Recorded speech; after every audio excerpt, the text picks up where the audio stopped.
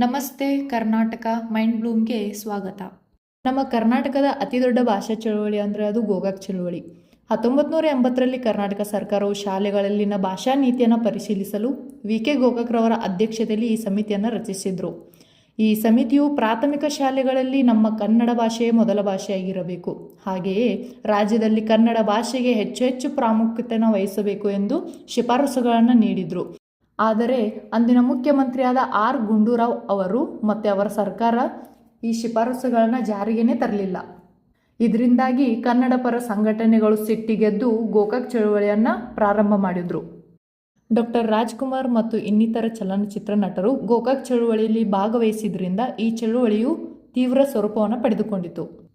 ಇದರಿಂದಾಗಿ ಸರ್ಕಾರದ ಮೇಲೆ ತೀವ್ರ ಒತ್ತಡ ಹೆಚ್ಚಾಗಿ ಗೋಕಾಕ್ ಸಮಿತಿಯ ಶಿಫಾರಸುಗಳನ್ನ ಜಾರಿಗೆ ತಂದರು.